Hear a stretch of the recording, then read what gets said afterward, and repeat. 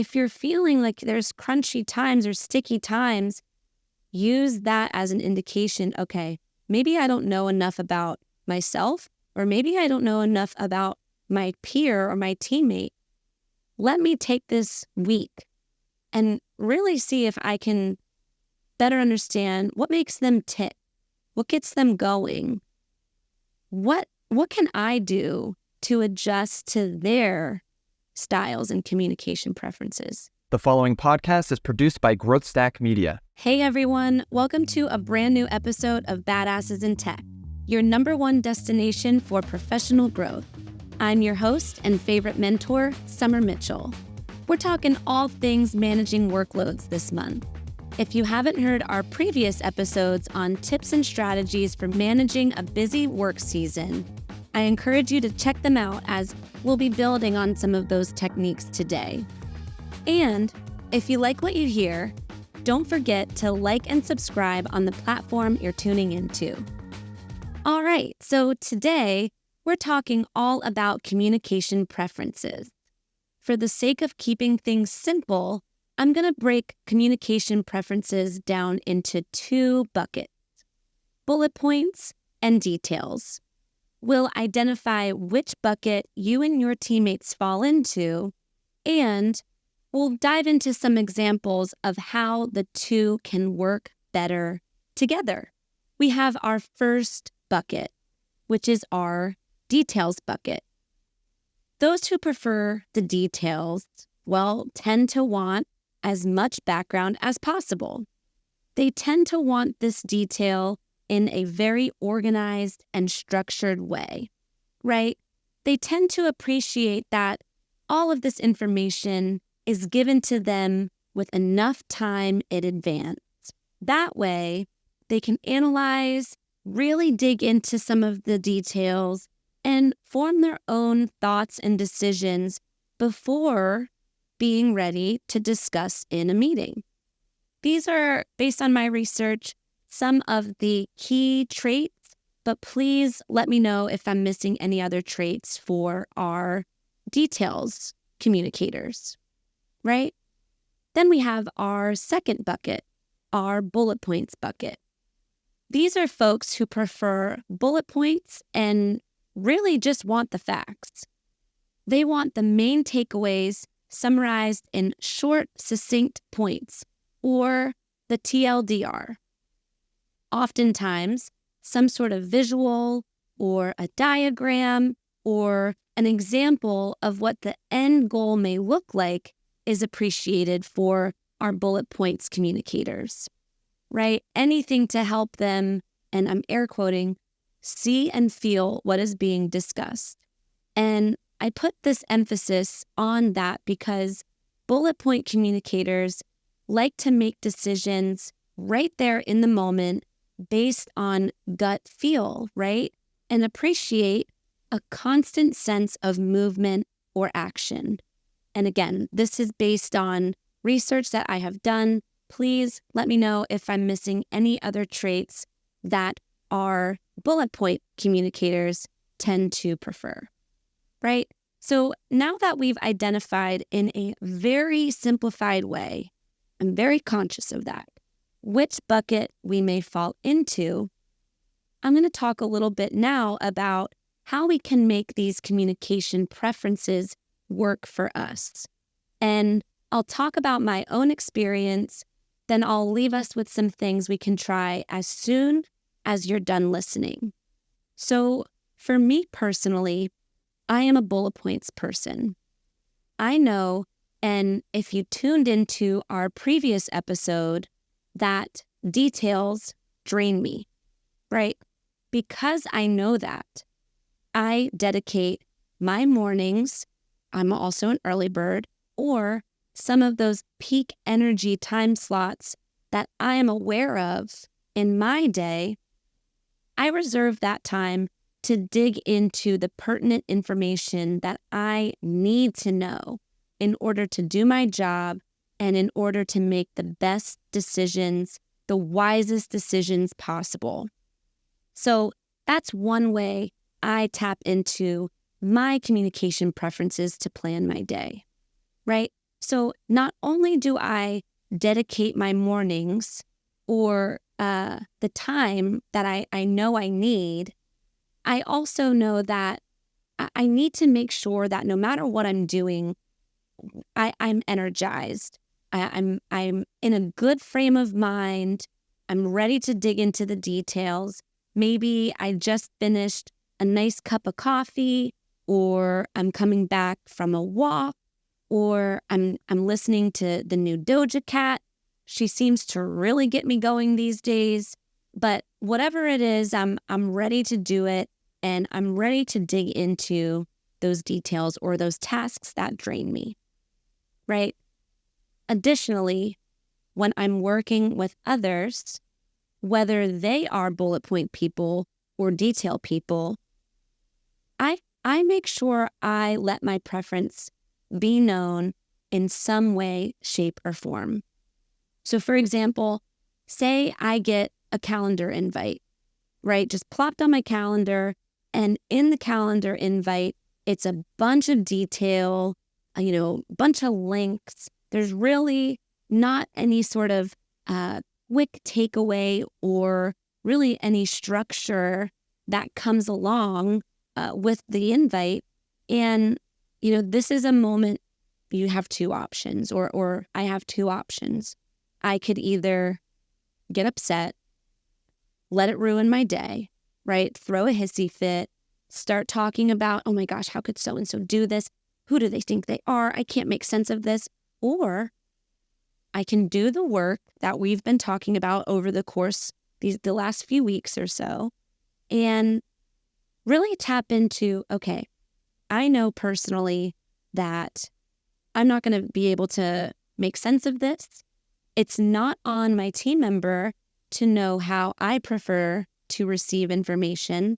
So I'm going to go ahead now and follow up, whether it's in response to that calendar invite, or maybe it's a Slack message or a Teams message or a quick phone call.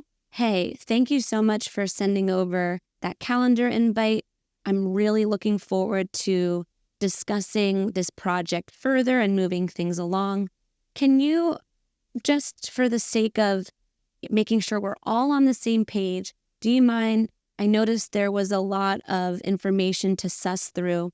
I will certainly make sure I get through that information before the call. However, can you give me just a few bullet points of what's the purpose? What's your goal? How do you see me fitting into this overall plan? And are there any important dates or stakeholders that we need to be aware of? Once I have that information, I'll be able to reorient myself and maybe do a little bit more extra research to make sure that the time we're spending tomorrow is as productive as possible. By the way, this is our first time working together. I'm curious, how do you prefer to have information delivered to you? Okay, awesome. Your details, bullet points. Now that we know this, we're going to be able to work better together. Go team, go. Right? So the whole point is, you want to understand what your preference is. You also want to make sure that you know where are there blind spots and where is this giving you your strength, right? And then finally, you want to, as much as you can, socialize your preferences and really try to understand those around you. Okay? And another thing, just kind of a side note to more examples of me, how I see my preference of communicating frame my day and frame interactions that I have. So let's say I'm in this meeting, just to keep the example going. The day has passed. I've done my research. My teammate, they've honored my preference. They ended up giving me a little bit more clarity of really what they're looking for. I'm in the meeting. We're talking a lot. they're starting to feel like maybe, 5 minutes, 10 minutes is coming to a close of the call. I personally haven't heard really a tangible next step yet, or I personally am not seeing like a bookend to this conversation. And, I know this now, but I had to really take stock of how every single interaction was affecting me before I was able to realize that dynamic is stressful to me. And I knew this, and I know this still by feeling like I'm starting to, tap my foot. I'm starting to shift around in my seat. Like I'm physically feeling uncomfortable. My heart is racing. I'm getting clammy. And it's like, why? I'm just having a conversation with my teammate here. Why am I getting so bothered? Well, because I'm not seeing a tangible close. So another example, whether you're a bullet points person or whether you're working with a bullet points person, be mindful that, hey, we're coming to the end of this conversation.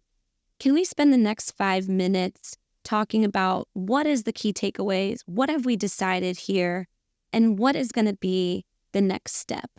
That to me is comfort. So I'll either just say that or, if it doesn't happen, then, hey, we just closed that conversation and I'm just going to quickly type up in a shared message or, again, a group chat, Slack, whatever it is. Here's the bullet points of what I took away from that conversation. So-and-so, are you missing anything? Let's pick up another conversation, or let's schedule another conversation at the end of this week to check in. So my point is, it can be on the call. It can be async. I'm fully respect the fact that, sometimes you just don't have time to, okay, let's stop, pause, and dissect right now. So it is okay to do that type of work after the fact, but as soon as possible after the fact. You don't want to wait too long, right? Finally, another example that I mentioned about our bullet point people, we like to see movement. We like to make decisions quickly. That, in my opinion, and I mentioned this, has helped me in a lot of ways. And it's also been my weakness. My eagerness has made me miss important details or have to redo things at times. But I'm not going to kick myself down for that, right? I'm happy that now I have the awareness of these traits. So now to fulfill that want for myself, sometimes those around me, they're not ready to be like, okay, hey, we're out of option 1, 2, 3, let's do B, and we're going. Sometimes that makes my team members uncomfortable. So I've had to learn to get the fulfillment from that I want, while also being respectful for my others and my peers. Sometimes a good decision or a good next step is to meet again, right? So, hey, we're coming to a close. We've talked about a lot. Let's think about those 3 bullet points that those 3 key takeaways that we all seem to be aligned on. And let's grab a meeting in 2 days and we'll pick this back up. See what I mean? Action, movement, everyone has enough time to maybe dig back deeper into the details, or for both the bullet point people and us, do what they need to do to really get caught up to speed. So my point is another conversation is always a good next step. And that really applies for both, right? For all preferences. So again, why am I sharing these examples? What does this have to do with managing heavy workloads? Like this seems not related at all. Well, I'm trying to articulate how small things like communication preferences, like, are you fueled by morning rituals or evening rituals? Knowing these nuances about yourself and about those that you're working with, how it impacts your work, right? It's critical to know these things so that you can structure your day. I went through how I use some of this knowledge to structure my days, right? It's critical also so that you can better communicate with your teammates and to better understand how they prefer to be communicated with. You're taking the opportunity to improve something so that way when people are asking you, what do you have to show for? Why do you think that you deserve this promotion? Or why do you think you deserve to add another team member to your team? Or why do you think you deserve to get more money? These are the moments that you can say, listen, not only am I doing what I'm supposed to be doing, I'm also acting as a change agent, getting everybody else around me to get their asses into gear. Or I'm being empathetic. I'm seeing where for the first time there is a huge gap in the team, and I've done small things like creating bullet points after every conversation, and just by doing that over the past 3 months, I've seen a 2.5 hours a week being saved and back and forth. And, all of that has led to more productive teamwork, higher morale. The options are endless. Take this and run with it, right? So you can see I'm super passionate about why this is important.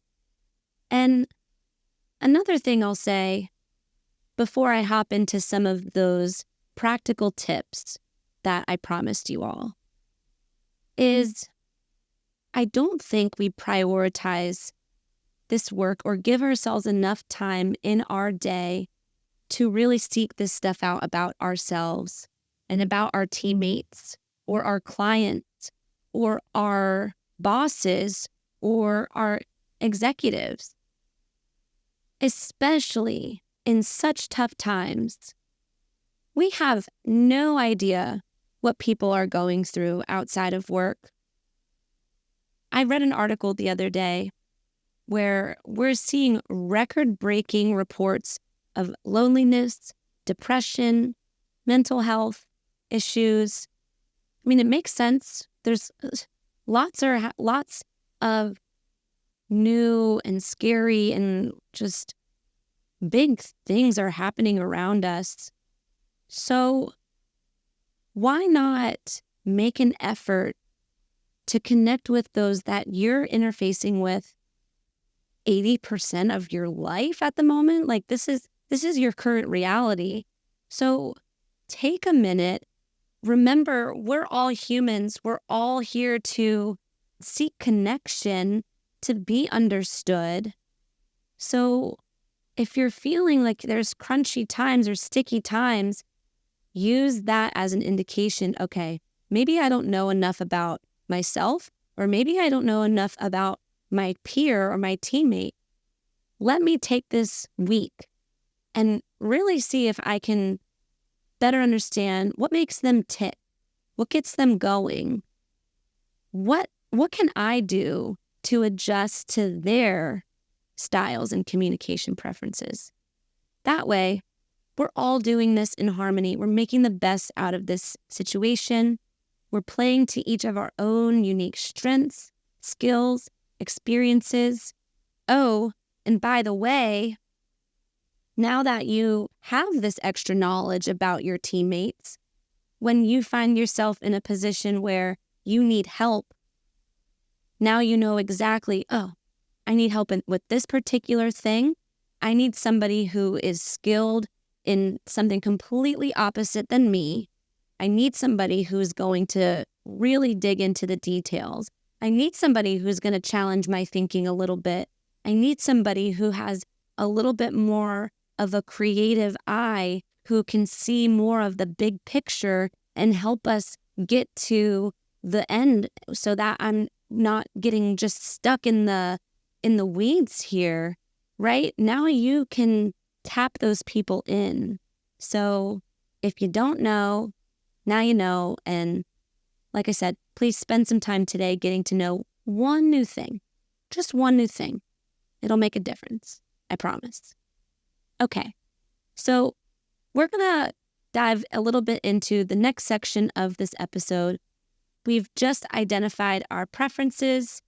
We've talked a little bit about how they can play into our strengths and our weaknesses. Now, I'm going to talk about things you can implement today to better align with those with the opposite style as you. So, we're going to start off with a few tips for our details team members working with bullet points team members. So if you are a details person, I'm sorry. First of all, I'm sorry. I will speak on behalf of the bullet points people in the world here. Knowing what I know now, doing this research, I totally see it where we're probably pushing you to make decisions quicker than you'd like, right? Or maybe you're thinking, oh my gosh, when I work with so-and-so, for some reason, these tiny details just fall right through the cracks. I can't figure it out. Well, I'm here to help you. As we learned at the top, tip number 1 is to develop a bulleted list of the main points. I can't stress this enough. Bullet points. And while you're at it, offer up or be open, anticipate that they will say, hey, I'd love 5 minutes to chat, right off the bat. Can we chat? Or if you're offering it to them, hey, here's quick bullet points of the who, what, when, where, why of this project. I've attached all of the details for you to explore when you can. In addition, let's hop on the call so I can give you my TLDR, right? And that's not to say that, I'm doing the work for this bullet points person. I'm not saying that at all. They absolutely need to do the due diligence, dig into the details, read up on what's needed. Bullet points friends, you definitely need to find the time to read. However, me personally, I find it's so much easier for me as a bullet points person to just get what I need, ask the quick questions to the person who knows the most or who is leading the project or is kind of setting the tone. I need to get the information from you just quickly. That way I have the context to continue what I need to do. So details people, be open to that. Be open to having that initial conversation and create concise bullet points, to-do lists. It's in the name. Please, it's helpful. The next tip, set time limits. If you think about what I said earlier about identifying the bullet points person versus the details person, the bullet points person needs movement. They need action. So they want to know, okay, step 2, will this take 1 week? Will it take 6 weeks? It's okay with, however long it will take. They need to know. They need to know that, right? So set time limits as you are creating these lists and bulleting out the priorities and the key takeaways. Give a quick rough estimate of, I'm expecting this to take 2 weeks, or I'm expecting you to deliver this to me in a day, right? Give us a little bit of that time indication. This way, there's a sense of urgency and There's no overthinking. We're not getting ourselves in the trap of, wait, you know what? On second thought, is this the right strategy? Should we even be doing this at all? Right? By then, you're overthinking everything. You're spinning your wheels. You're exhausting people. The morale is low, and you're missing all of your deadlines. Oh my gosh, I'm getting stressed just thinking about that. That's why this is important. That's why all of this might seem small, but it has everything to do with helping you to manage heavy workloads and to just be successful, right? Because if you can't figure out yourself, and if you can't figure out those around you, then how are you going to be able to tackle the biggest and most pertinent challenges and problems that you and your team or your company or your client, how can you handle what they're facing? Think about that. Answer me that. Riddle me that. Okay. Last tip for my details friends, working with bullet points friends. Embrace flexibility. I know it's important to stick to the plan. It's very important. However, it's also important to embrace some flexibility and just count on some wiggle room, because we know that things change. And we know that we may have to be open to adjusting our schedules or adjusting the steps or adjusting the sequence of events, maybe even being open-minded to this different solutions that are being presented, right? Maybe a solution that our details friends baked into the original plan, maybe that sounded good at the very beginning, but here we are 3 weeks in, a few things have changed, and it's time. We need to consider a second solution. Even though it's not in your plan, it may be best for the collective.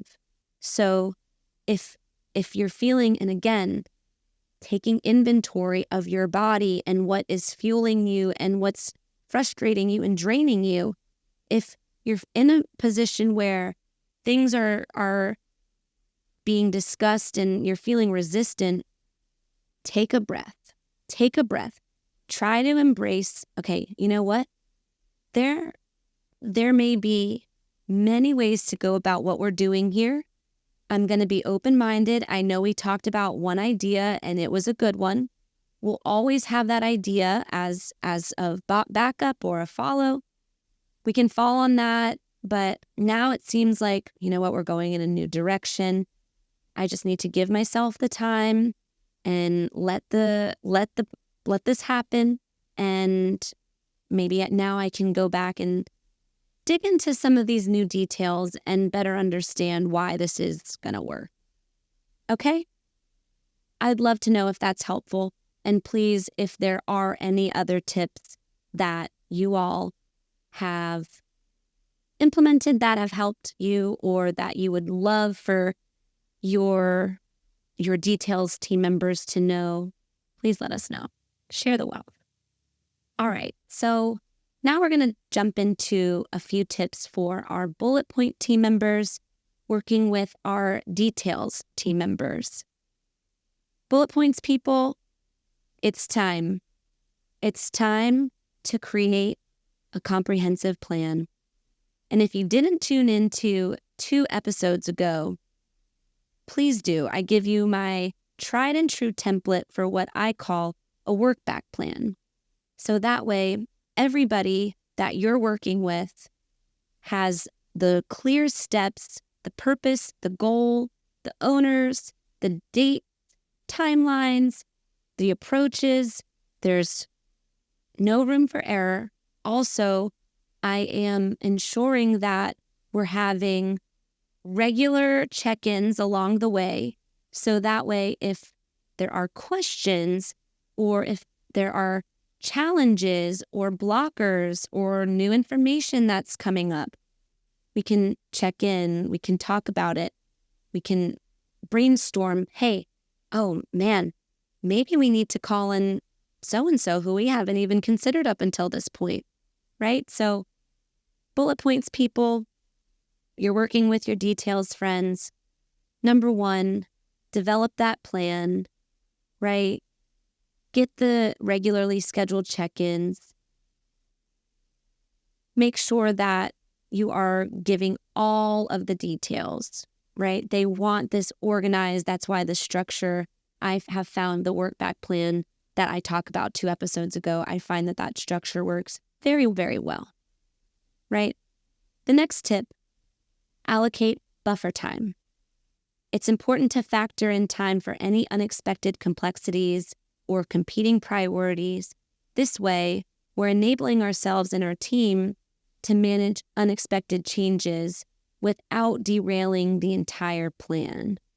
So this is a little bit of the flip from the previous tip that I shared for our details friends working with bullet points. We want the, when is this due? Give it to me. What's the drop dead? I call that my drop dead deadline. What's the drop dead? What are we expecting? How long are we expecting this to last? For the flip style,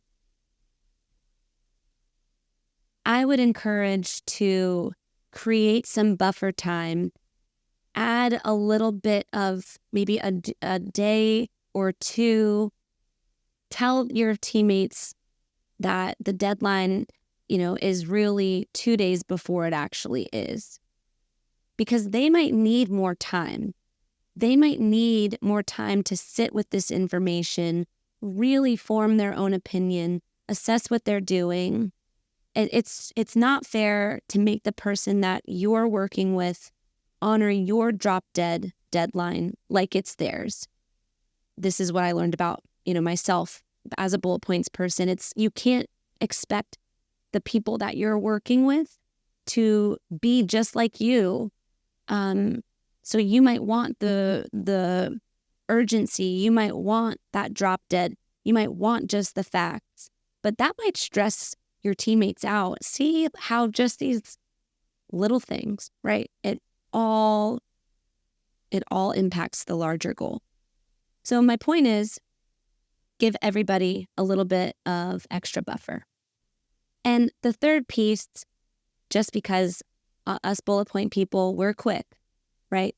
We're like, okay, this is done. On to the next, What's next? Third piece of advice, celebrate each completed milestone. By taking a beat, celebrating each completed milestone, it will boost the motivation for our details friends and for team morale in general. It will help maintain a positive mindset despite some of the differences that, you and your preference opposite of you may find yourself in. So for example, let's say there's 2 competing preferences. They had a little bit of a sticky time getting step 2 out of 5 completed, but they figured it out. They got it done. So celebrate it. It may have depleted their energy even more than they allocated for, and maybe they're, to themselves like, oh my gosh, why can't we figure this out? But you're going to put that aside. You're going to focus on the fact that, wow, we accomplished this together. Hey, you're going to say this to each other. You're going to say this to whoever's willing to listen. Hey, that was hard, but we got it done. Here's what we learned. We learned that, I probably should have had a little bit more. I should have allocated a little bit more time for that extra detail. Now that we have learned this, next week moving forward, I'll make sure that we bake that into our template. So that way, there's no room for error anymore. You and I, we're good. We're better than ever. oh, and by the way, whoever's willing to listen, learn from what we had to, experience, right? So another thing, if you're feeling sticky, it's quite possible that the person that you had maybe a difficult encounter with, that they're feeling sticky too, right? So don't just brush on or pretend that there wasn't any contention or whatever word you would want to use for that. Take the time to express, hey, that was awesome. And I'm really proud of the work that we did. And I know that was hard, but let's break and enjoy the weekend, or let's grab coffee, or let's do something fun to celebrate the fact that we did this together, and we'll talk again on Monday. We'll pick everything back up for the next step. Okay? So those are some ways, if you're not doing those 3 things with your details teammates, if you're a bullet points person, check it out. Let's see if that helps. If you are a details person and you're working with a bullet points person, what do you want them to know? So that's it for today, everyone. I hope you found the tips helpful. I am, as always, eager to hear if you're getting any value out of this. So please let us know if you're seeing positive changes after practicing some of these tips. And if I didn't speak about a technique that works for you, please let us know. Share the wealth, because we all want to grow at the end of the day, right? I cannot wait to help you be a baddie.